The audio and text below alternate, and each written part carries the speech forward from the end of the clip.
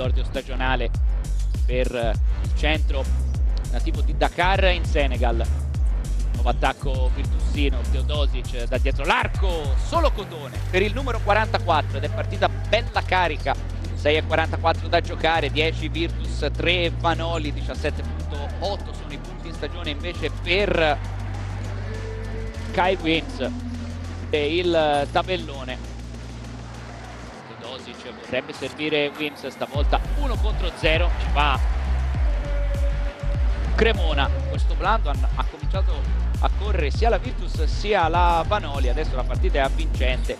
Teodosic con una serie di palleggi, sarebbe poi una palla incredibile, illuminante, Milos Teodosic sotto per Wims, sembra tutto semplice nelle mani di Alexander che consegna a Bellinelli, sfrutta il blocco di Tessitori, lo serve in questo momento, prova a giocarsela contro Giamani McNeese, Tessitori girando magnificamente da un paio di azioni è lui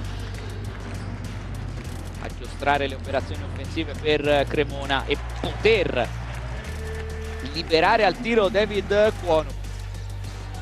Harris, dopo aver ricevuto da Pecchia, si trova davanti Wims, prova a batterlo in palleggio, batte anche Teodosic e finalmente si iscrive alla partita.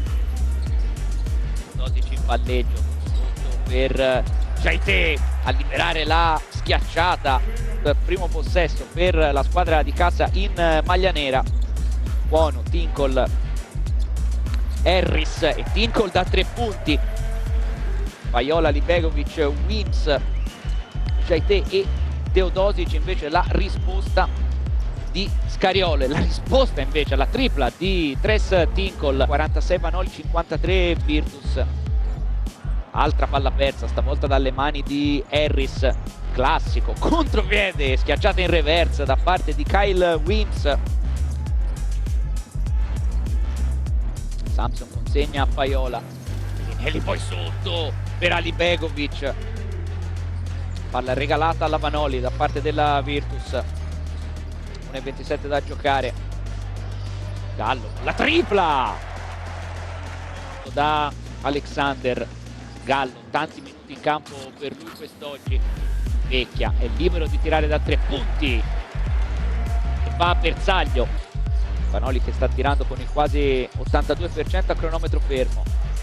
Alibegovic in angolo ancora da 3 punti. Palleggia, arresta il tiro complesso da parte di Harris, sbaglia nuovamente Bellinelli poi contro Pecchia, al tempo anche di girarsi e trovare il canestro. Marco Bellinelli, 3 su 3 per Bellinelli a cronometro fermo. Sale a quota 81 la Virtus e 15 punti per Bellinelli. Arriva poi Pajola, marcato stretto da Tinkle, ancora Libegovic che si gira e trova altri 2 punti, solo Cotone per il numero 7. Finisce qua, 75 Vanoli, 87 Virtus Segafredo Bologna.